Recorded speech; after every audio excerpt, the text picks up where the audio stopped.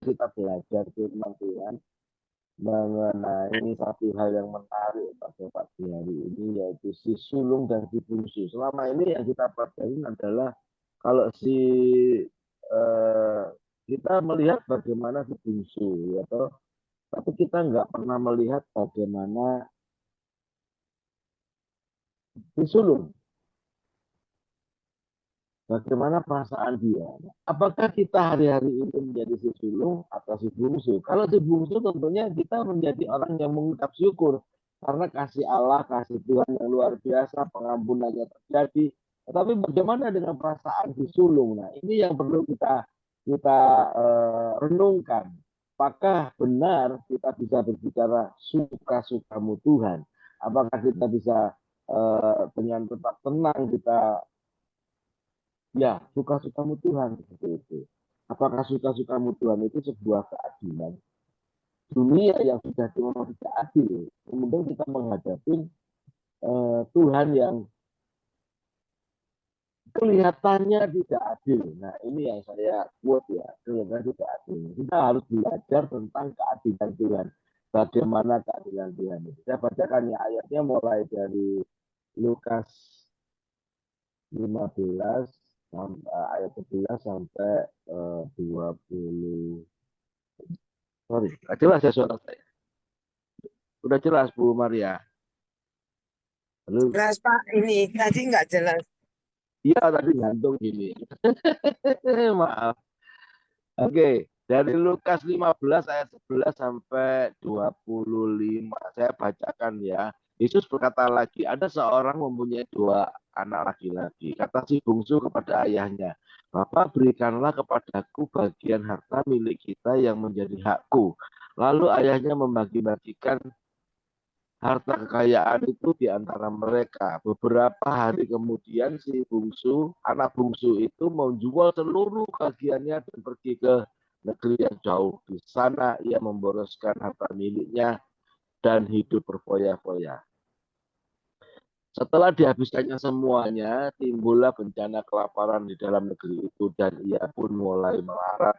Lalu ia pergi dan bekerja pada seorang majikan di negeri itu. Orang itu menyuruhnya untuk ke ladang untuk menjaga babi. Lalu ia ingin mengisi perutnya dengan ampas yang menjadi makanan babi itu. Tetapi tidak ada seorang pun yang memberikan kepadanya.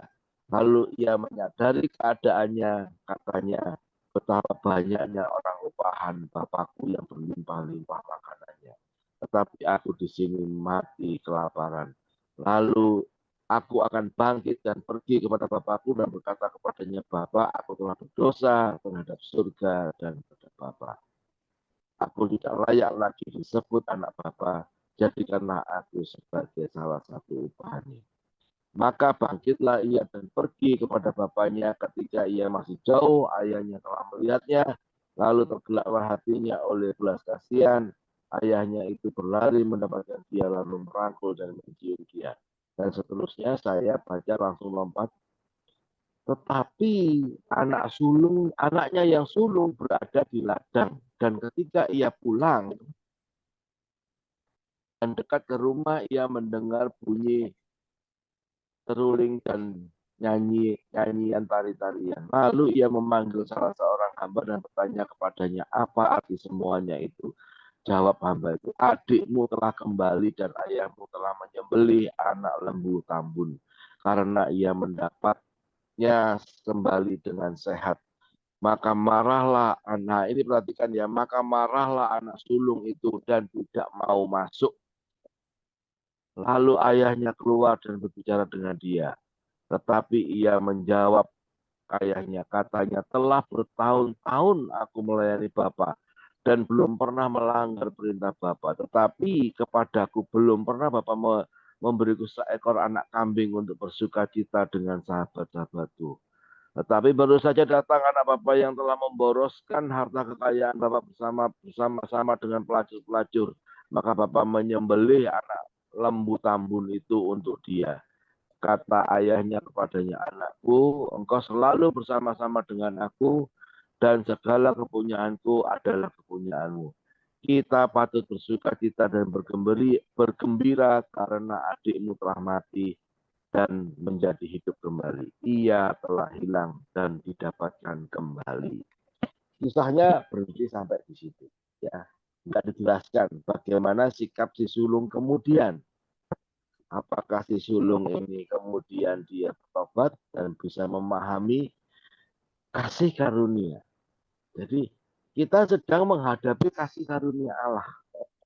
Di dalam kehidupan ini seringkali kita ini menghadapi ketidakadilan dunia. Dunia memang tidak adil. Tetapi ternyata kalau kita menghadapi kasih karunia Allah, kita bisa merasa dunia, bukan dunia, kita bisa merasa bahwa Tuhan pun ternyata tidak adil. Nah, untuk itu makanya saya berjudul khotbah pagi hari ini itu memahami keadilan Tuhan. Jadi bukan Tuhan tidak adil, tetapi Tuhan itu adalah adil. Kita mungkin berpikir, ampuni sih boleh, tapi masa sih harus dipestain, gitu kan? Kadang kita nggak sebel karena orang berdosa. Kadang-kadang kita nggak sebel, kita nggak benci karena orang berdosa. Kita sebel karena orang berdosa bertobat dan disayang Tuhan. Nah, itu perasaan yang salah, ya kan? Kita sebel karena orang yang berdosa itu pada saat dia bertobat, ternyata dia disayang Tuhan luar biasa. Dan itu menunjukkan bahwa kita pengen Tuhan itu adil. Asal adilnya sesuai versi kita. Nah, versi keadilan Tuhan dan keadilan kita berbeda. Inilah satu kisah tentang keadilan Tuhan. Bagaimana si bungsu ini yang bertobat kemudian dipestakan. Karena apa? Kalau kita lihat ayat 32 itu dikatakan adikmu yang sudah, coba saya supaya jangan salah baca ya. Bukan salah kutip sebentar. Salah. Klik saya. Saya baca ayatnya lagi aja. Kita patut bersukacita dan bergembira karena adikmu telah mati. Jadi pada saat kita meninggalkan Tuhan, pada saat kita meninggalkan Bapa, maka sebetulnya kita itu sudah mati. Bagi Tuhan itu sudah mati. Walaupun secara fisik mungkin kita masih hidup. Tetapi kita sudah mati. Tetapi pada saat kita bertobat, maka dia dikatakan di situ dan menjadi hidup kembali. Ia telah hilang dan didapatkan kembali. Inilah dasar bahwa kenapa orang yang bertobat, orang yang minta ampun, orang yang bisa menyelesaikan dosa-dosanya, atau bukan menyelesaikan dosa, orang yang berbalik dari dosa-dosanya, itu Tuhan bersukacita, surga langsung pesta. Si kakak nggak kabur pada kenyataannya ya, si kakak ini nggak kabur. Dia nggak foya-foya, tapi hatinya jauh dari rumah. Inilah satu keadaan yang perlu kita pahami. Dia pikir aku lebih layak karena aku taat. Bapak Ibu, kita dilayakkan, kita diterima oleh Tuhan. Bukan karena kita lebih taat, bukan karena kita lebih baik, bukan karena kita setiap hari ibadah, tetapi karena kita bertobat dan Tuhan mau kita bertobat dan kita kembali ke jalan-jalan Dia. Jadi, mari kita memahami bahwa semua yang Dia punya atau semua yang kita punya pun sebetulnya juga karena kasih Bapa. Sehingga kalau kita menyadari bahwa apa yang kita punya juga karena kasih Bapa, maka kita paham bahwa kalau adiknya bertobat, itu semuanya selesai. Dan kemudian dia bisa ikut bersukacita. Jadi mari kita memahami keadilan Tuhan. Mari kita belajar memahami keadilan Tuhan. Yaitu pada saat kita bertobat, pada saat siapapun bertobat, itu Tuhan bersukacita. Kita pun sebetulnya diharap untuk juga ikut bersukacita. Jadi kalau kita lebih marah melihat Tuhan baik kepada orang lain daripada bersyukur karena Tuhan sudah baik ke kita, sebetulnya ini bukan masalah keadilan, tapi masalah hati. Bagaimana kita bisa memproses hati kita, bagaimana kita bisa memahami hati kita, bagaimana kita bisa memikirkan dan berpikir sesuai dengan pikiran-pikiran Tuhan. Sebetulnya itu yang sedang terjadi. Jadi jangan sampai kita menjadi satu orang yang mempunyai iri yang religius. Jadi iri nggak selalu bicara soal uang atau pencapaian. Kadang kita iri karena orang lain diampuni, karena mereka bisa gagal tapi tetap disayang. Dan itu nyakitin ego kita, itu nyakitin perasaan kita, itu membuat pikiran-pikiran kita itu yang bermasalah. Pikiran-pikiran kita terhadap apa yang Tuhan lakukan itu kemudian kita menjadi nggak suka terhadap apa yang Tuhan lakukan. Jangan sampai itu terjadi. Anugerah itu nggak punya favorit, cuma punya anak yang diampuni. Jadi begini maksudnya. Anugerah itu memang kelihatannya anugerah itu sedang menyamakan antara yang taat dan yang bandel, yang taat dan yang murtad. Itu dua-duanya butuh salib.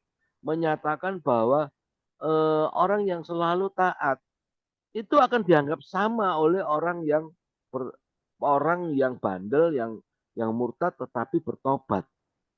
Nah, itu yang membuat kita kadang-kadang kalau kita melihat orang yang diberkati, orang yang bertobat, kemudian diberkati, kita jadi kemudian berpikir, orang dia bertobat baru semalam, kok udah dikasih jubah yang sama.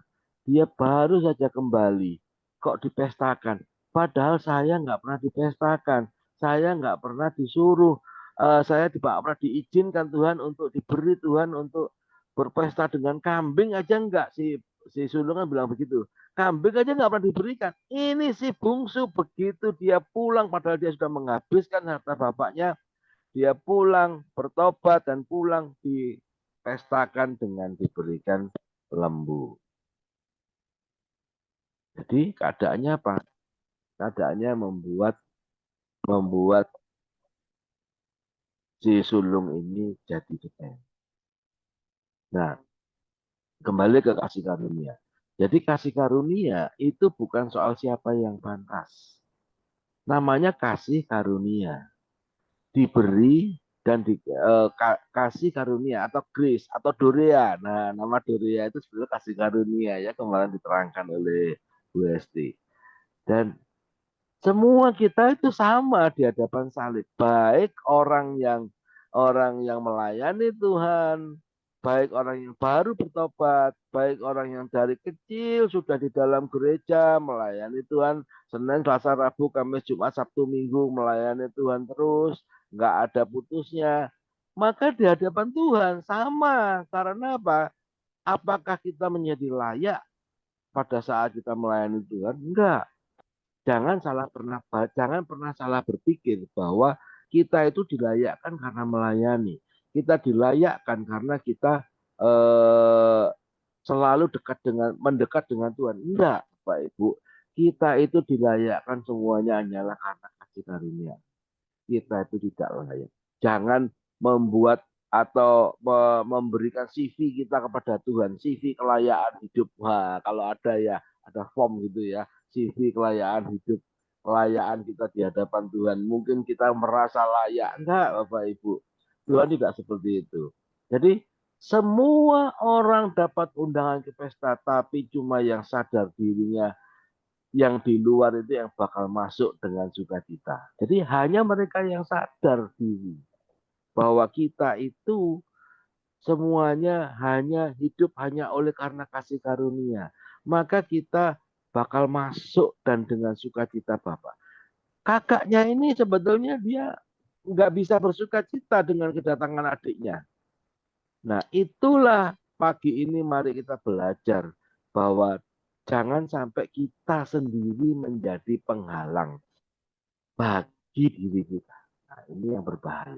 Makanya di dalam hidup ini marilah kita percaya bahwa Tuhan itu masih punya kasih karunia yang luar biasa buat kita.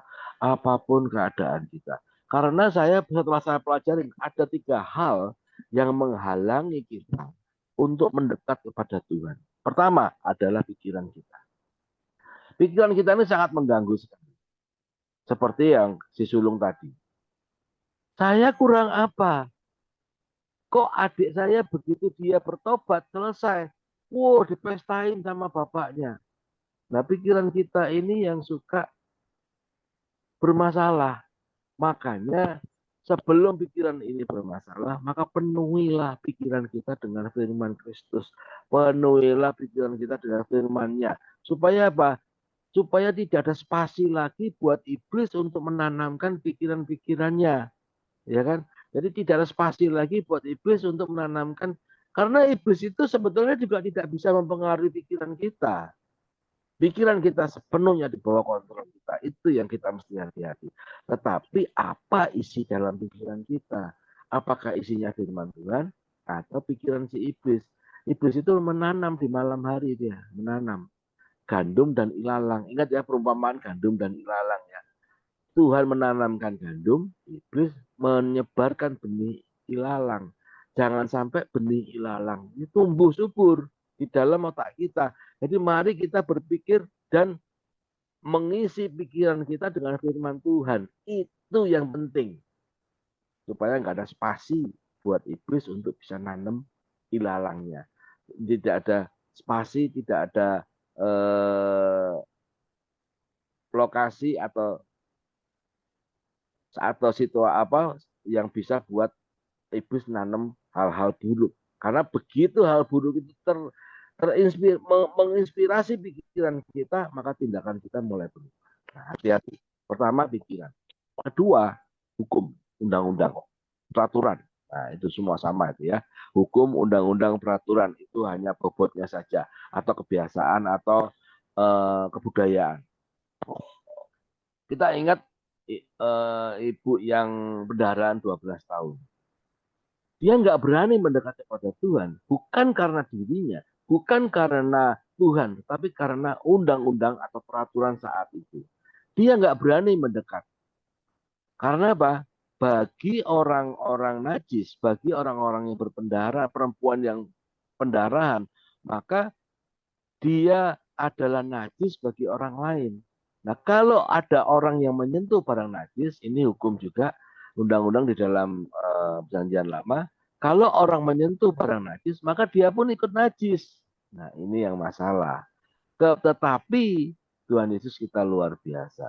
Kalau ada orang yang najis, kemudian mendekat dia, menyentuh dia, maka kita menjadi tahir kembali. Nah, inilah yang mendorong dia untuk kemudian di dalam hatinya dia bicara, kalau seandainya aku bisa jamah jumpai jubah Yesus, maka aku akan sembuh. Dan pada kenyataannya dia menerobos orang-orang, kemudian dia menjamah jubahnya. Dan kemudian Yesus merasakan ada kuasa yang keluar dari tubuhnya.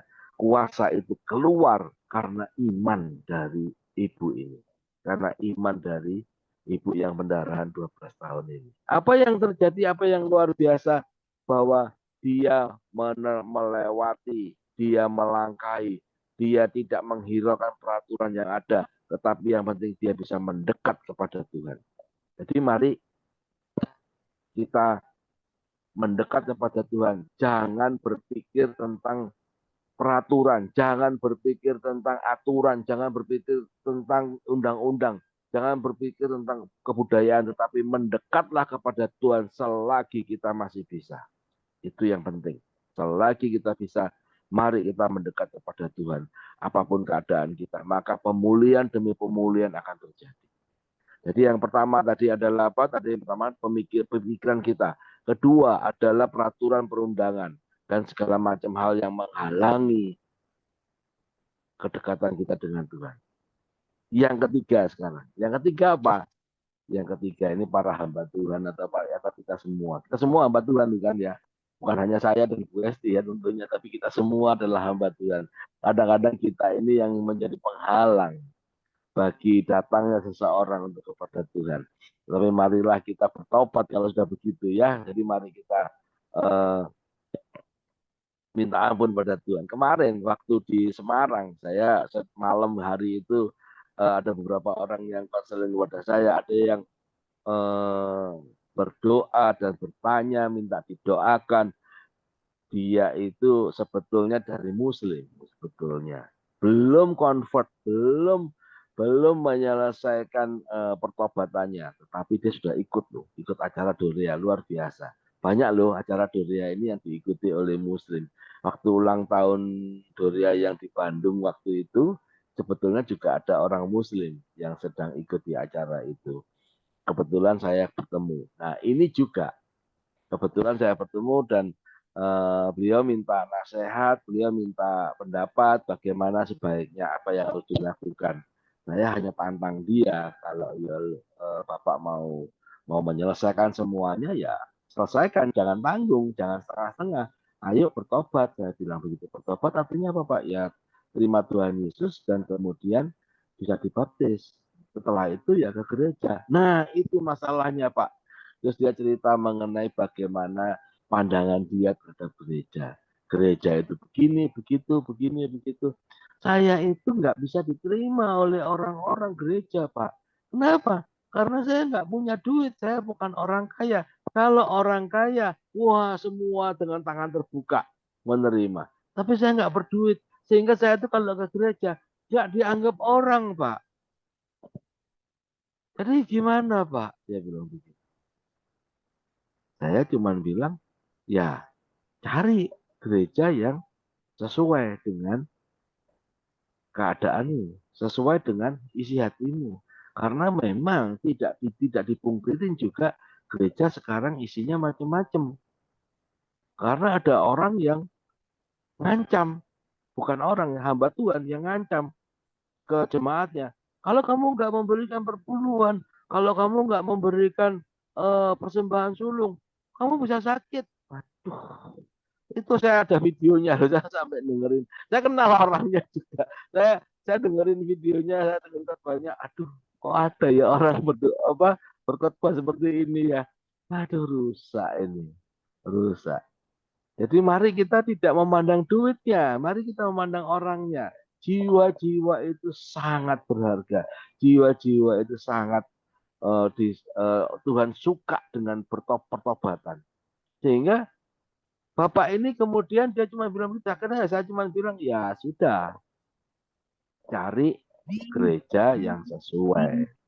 Jangan melihat ke hamba Tuhannya. Jangan melihat ke ininya. Saya itu kepinginnya ke gereja yang besar, Pak. Kenapa? Karena gereja besar itu kan anonim, dia bilang. Orang bisa masuk keluar tanpa dikenalin. Kalau gereja kecil isinya 20 orang, 30 orang langsung dikenalin. Nah, nanti saya langsung dikejar-kejar. Ya memang begitu keadaannya ya. Kalau gereja itu kecil, masih cuma di bawah 50 atau di bawah 60, maka begitu ada orang baru, wah langsung dikenalin, langsung di padahal itu cuma di welcome aja sebetulnya. Kadang-kadang ada orang yang nggak suka demikian. Dia hanya kepingin ya gereja, kemudian diterima apa adanya, nggak usah dipestain deh kayak seperti si bungsu. Nah, jadi yang pertama adalah pikiran kita, kedua adalah aturan, ketiga adalah bahkan kita orang yang di dalam ini yang suka jadi penghalang orang mendekat kepada Tuhan. Jadi jangan sampai kita menjadi penghalang bagi orang-orang mendekat kepada Tuhan. Kalau ada yang ingin mendekat, biarkan dia mendekat. Dan satu hal lagi, berubah pikiran kita supaya kita bisa memahami kasih karunia Allah, supaya kita bisa mengerti keadilan Allah. Dan kemudian kalau ada undang-undang yang atau peraturan yang menghalangi, mari kita tetap terobos semuanya itu supaya kita tetap dekat dengan Tuhan. Jadi anugerah Tuhan itu memang membuat yang baik dan yang bandel berdiri di tanah yang sama. Ini yang perlu kita pahami ya. Makanya jangan jangan kita merasa kecewa kalau ada orang yang lebih diberkati, kalau ada orang yang lebih seolah-olah lebih diperhatikan, seolah-olah apa yang menjadi doanya semuanya diselesaikan. Kita juga ini sebetulnya hidup pun oleh karena kasih karunia Allah. Demikian firman Tuhan pada pagi hari ini. Semoga ini semuanya boleh menjadi berkat bagi kita semuanya dan kita semuanya disadarkan bahwa keadilan Allah itu adalah oleh karena kasih karunia yang luar biasa. Jangan sampai kita terpengaruh oleh keadaan, terpengaruh oleh situasi. Jadi apakah Allah itu adil? Ya, Allah itu adil dengan kasih karunia-Nya.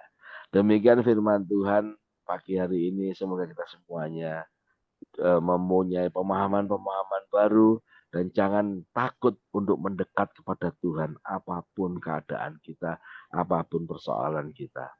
Kita tutup dengan doa. Terima kasih ya Tuhan, kami mengucap syukur atas kasih-Mu yang luar biasa. Kalau Engkau telah menolong kami, Engkau yang telah memberkati kami, Engkau yang telah terus ada dalam hidup kami, itu yang membuat kami kuat. Dan apa yang ada pada kami sekarang ini, semuanya hanyalah oleh karena kasih karunia-Mu Tuhan. Bukan oleh kebaikan atau kerajinan kami, bukan oleh karena ketaatan kami, bukan oleh karena apa yang telah kami berbuat, tetapi semuanya ini adalah karena kasih karunia-Mu buat kami Tuhan. Dan biarlah apa yang kita lakukan, apa yang kita kerjakan, apapun pelayanan yang kita laksanakan, semuanya ini hanyalah oleh karena ucapan syukur kami. Biarlah ini boleh menjadi ucapan syukur yang dari hati kami paling dalam Tuhan. Sehingga kami melayani bukan karena kami merasa istimewa, tapi kami merasa semuanya adalah karena kasih karunia-Mu. Biarlah kasih karunia-Mu yang terus menyertai kami, dan kami boleh ada sekarang ini semua hanya oleh karena-Mu Tuhan. Terima kasih Tuhan, kami serahkan semua dalam kuat kuasa-Mu. Di dalam nama Tuhan Yesus, mari kita diberkati, sama-sama katakan amin.